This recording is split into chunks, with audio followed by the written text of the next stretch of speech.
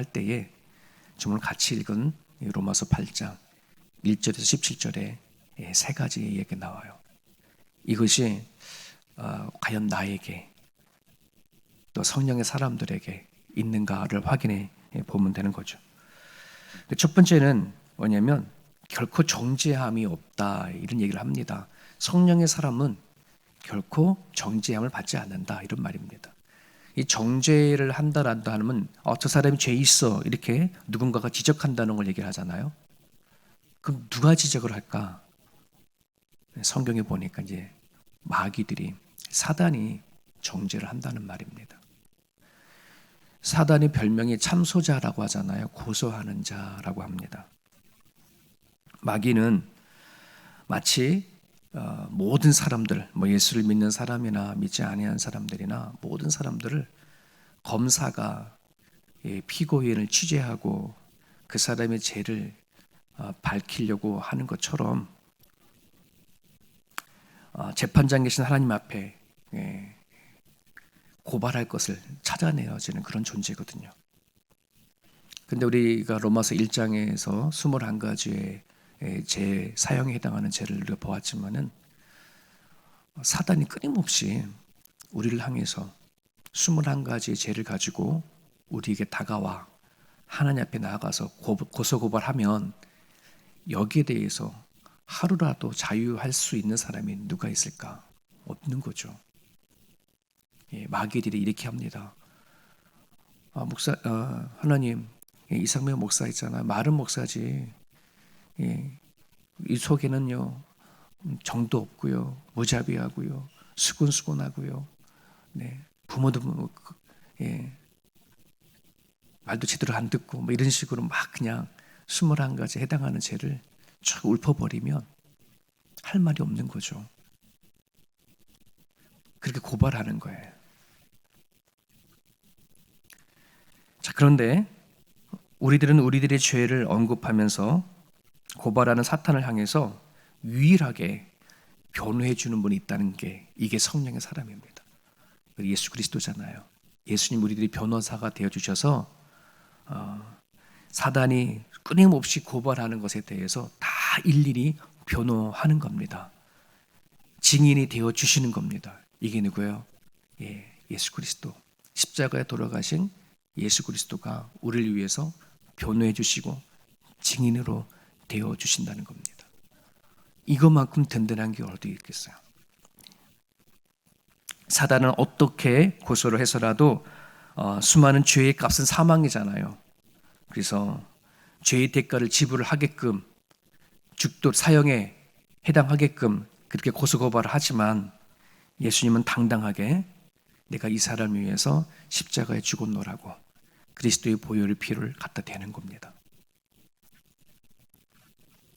오늘 성경은 이렇게 선포를 합니다. 예수로 살기로 작정한 사람에게는 그래서 죄와 죽음에서 해방이 되었노라고. 너무나 귀한 메시지입니다. 그럼 여기서 끝나느냐? 그러면 되느냐? 와, 나는 죄와 죽음에서 해방됐다. 내 옆에 변호사이신 예수님이 계신다. 그걸로 끝나는가? 여기에 만약에 우리가 이것을 아멘으로 받아들인다면 이 생각을 한번 해보십시오. 몇 년 전에 칠레의 광산이 무너져서 33명이 갇힌 사건을 우리는 보았을 겁니다. 700m의 채굴을 하고 들어가는 광산이 이렇게 무너졌고 700m째 갇힌 거죠. 땅 밑에 700m는 되게 깊은 거지 않습니까? 살 길이 없는 거예요. 33명이 거기에 있는 환경, 공기와 먹을 만큼의 그들은 살 수밖에 없는 생명들입니다. 근데 지상에서 긴 관을 하나 뚫었죠. 그 긴 길이가 폭이 15cm 정도 되는 겁니다. 지름 15cm 정도 되어지는 구멍을 뚫고 거기에다가 물을 생수를 주고 먹을 거를 집어넣는 완전 생명줄이 된 거예요. 그게 뚫려지지 않았다면 아마 33명은 그 광산 그 구멍 거기서 아마 다들 죽었을 거죠. 마치 우리가 그랬던 존재였던 것 같습니다. 하나님을 알기 전에 우리들에게는 전혀 생명줄이 없었던 우리들의 모습이었는데, 예수 그리스도를 믿는 가정 가운데 죄와 죽음에서 예수님이 한 줄기의 빛으로 찾아와 주셔서 우리를 살게 하신 거거든요. 고로 우리는 끊임없이 주님과의 관계성, 주님을 통해서 공급되어지는 것을 먹고 살아가야 되는 존재라는 사실을 기억하십시오. 결코 정죄함이 없어서 해방이 되어졌지만 그걸로 끝나는 것이 아니라 사람이 떡으로만 살 수 없고 하나님 입에 나오는 말씀으로 사는 존재인 것처럼 우리가 끊임없이 공급되어져야 되는 것입니다. 자, 또 하나 성령의 사람에게 나타나는 특징이 하나가 있습니다. 오늘 본문에는 영의 생각이라고 얘기합니다. 그래서 영의 생각은 생명과 평안이다 이렇게 얘기합니다. 여기서 생명은 살아내는 능력입니다. 사는 능력을 얘기하고요. 그다음에 이 평안이라는 말은 지난 수요일에도 잠깐 말씀을 드렸지만 그냥 물 좋고 산 좋은 절에서 느껴지는 그런 평안함이 아니라 지지고 볶고 살아가는 삶의 속에서 그럼에도 불구하고 찾아오는 느끼는 평안함을 얘기를 합니다. 제임스 패커라고 하는 사람이 쓴 하나님을 아는 지식이라는 책이 있습니다. 우리 교회 도서관에도 책이 있는데요. 그 책을 보면은 영의 생각을 하나님을 아는 것이라고 말하고 있습니다. 하나님을 아는 것, 이건 지식적인 정보를 얘기하는 것이 아니라 하나님을 체험하고 경험해서 아는 것을 얘기를 하는 겁니다. 그래서 곧 영의 생각을 어떤 거냐, 영의 생각이 뭐냐, 하나님을 경험을 통해서 확신에 찬 생명력을 갖는 것, 하나님이 존재하는 것에 대해서 확실히 경험을 해서 내가 어디를 가든지 하나님이 주시는 평안함을 갖는 것을 얘기를 합니다. 그러니 영의 생각, 성령의 사람들은 영의 생각을 가져야 되는데 하나님에 대한 확신 속에서 거하는 삶이 생명력이 있는가? 모든 사람들이 아이고 죽겠다 할 때에 나는 예수의 힘으로 살 능력이 있는가 하는 것입니다.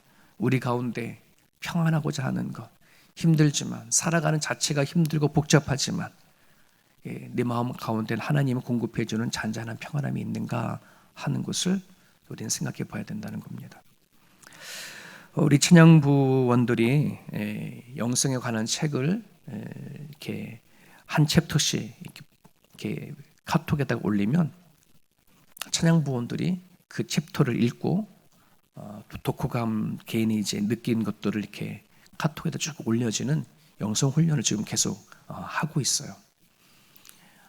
그러면 이제 그 한 챕터씩 있고 우리 찬양부원들이 느낀 것들을 쭉 이렇게 올리고 하는 건데, 여러분 이것이 저는 아무것도 아니라 할지 아니지만 이게 되게 귀한 것이고 반드시 해야 될 거라 생각이 되어집니다. 여러분 영의 생각이라고 한다는 것은 결국 생각의 변화이거든요. 생각의 힘이거든요.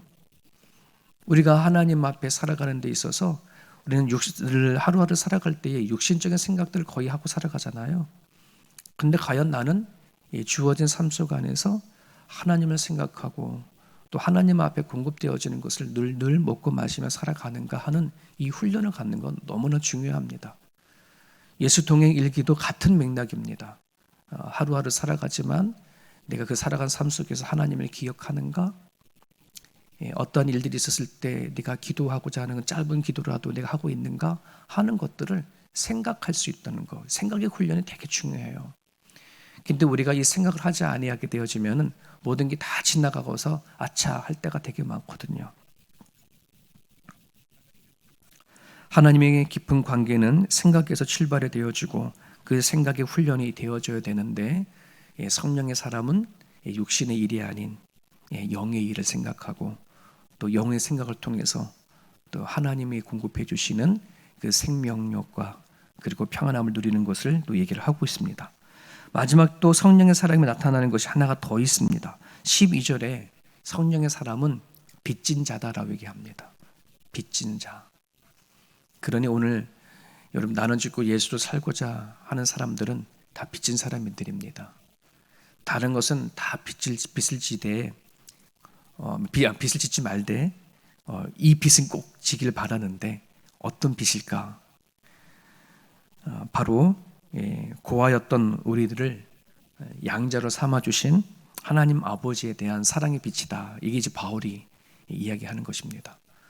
다른 것은 다 비추지 말고 꼭 이 사랑의 빛은 꼭 짓고, 그 빛을 졌다면은 그 빛을 갚기를 원하는 마음으로 얘기를 하고 있습니다. 저는 고아로 자라지 않았지만 신학 생활을 할 때에 고아원을 많이 다녔었어요. 근데 그 고아원을 다니면 아이들이 이 다른 아이들과의 표정이 달라요. 항상 어두운 그림자들이 항상 있고요. 그리고 이 아이들이 같이 찾아간 사람들과 기쁘게 놀고 즐거워하기도 하지만, 이 아이들이 즐거우면 즐거울수록, 기쁘면 기쁠수록, 좋으면 좋을수록 그 시간이 지나가면 더 우울해하고 더 힘들어한다는 걸 알게 되셨어요. 왜냐하면 얘기할 게 없잖아요. 자기네들끼리, 아이들끼리, 고아들끼리 그냥 어울리고 뭐 이렇게 떠들고 하는 게 좋지만, 자기가 너무나 좋고 행복한 것을 말할 대상이 없는 거예요. 그러니 이 머리가 큰 아이의 이제 이 아이를 만나게 되면은, 처음 어렸을 때는 막 같이 놀고 해주면 되게 좋은데 크면은 잘 안 놀라 그래요. 같이 안 어울리려 그래요. 가서 물어보면 그것 때문에 그래요. 좋아도 좋다라고 누구한테 가서 얘기할 것 말할 사람도 없고, 힘들면 힘들다고 찾아갈 엄마 아빠가 없는 것에 대해서 되게 힘들어 많이 하는 거죠. 여러분, 우리가 주를 만나기 전엔 우리가 마치 고아와 같았다는 겁니다. 죄와 죽음에 대한 두려움들, 또 우리가 인생을 살아갈 때 즐거움이 있고 하더라도 그게 어디서부터 왔는지도 전혀 알지 못한 채 살아가는 그런 존재였는데, 하나님이 우리에게 다가와 주셔서 은혜와 생명을 주시고 우리를 하여금 아버지가 되어줬다는 말입니다. 여러분, 우리가 이 사실을 우리가 기억을 하실 수 있기 바랍니다. 이건 상상 속에서 일어난 일들이 아니라 실질적으로 일어난 일이고, 눈에 보이지 않지만 하나님은 우리들이 하나님이 되어주시고 주인이 되어주십니다. 그렇기 때문에 우리가 하나님이 우리 아버지 되어진 것을 누리기 위해서는, 내가 불안하고 또 살아갈 때 긴장감이 있고 공포가 있고 두려움이 있고 근심이 있고 염려가 있을 때 우리는 하나님을 아빠 아버지라고 부르시면 되는 거예요. 여러분, 우리가 분명히 빚진 자다라고 얘기했지 않습니까? 그럼 이 빚을 어떻게 갚느냐? 아주 간단합니다. 우리 양아버지가 되어주신 하나님을 향하여서 하나님답게 섬기면 되는 겁니다. 하나님을 아버지로 인정하면 됩니다. 당당하게 하나님을 찾아가서 우리가 힘든 것이 있다면, 또 나한테 기쁜 일들이 있다면, 즐거움이 있다면, 그렇지 못한 일들이 있다면 기꺼이 하나님 앞에 찾아가서 우리는 뭐예요? 우리들의 이야기를 나누고 또 하나님을 인정하고, 그리고 하나님 앞에 필요한 것은 달라고도 구하고 하는 것, 이것이 우리가 빚을 갚는 행위고, 더 나아가서 우리에게 베푸신 그 은혜 또한 나누는 것을 얘기를 합니다. 오늘 저와 여러분들은 나는 죽고 예수로 살기로 결정한 사람들이고 또 성령의 사람들입니다. 오늘 본문 말씀을 통해서 정말 우리가 하나님의 말씀으로 끝까지 살아낼 수 있기를 여러분 기도해 주시고요. 그리고 내가 살아가는 삶의 순간순간 안에 하나님을 기억하며 생각할 수 있는 힘을 달라고, 또 그 생각의 훈련이 일어날 수 있도록 기도하시고, 그리고 여러분들의 아버지를 꼭 찾으십시오. 힘들어도 또 즐거워도 행복해도 또 그렇지 못하더라도 하나님을 찾으셔서 우리 아버지 되어주신 것에 대해서 기뻐하시는 그런 삶이 되어주시길 바랍니다. 주신 말씀 여러분 붙잡으시고요. 다시 한번 여러분 개인 기도하실 때에 내일 예배를 위해서 좀 더 깊이 기도해 주셨으면 감사하겠습니다.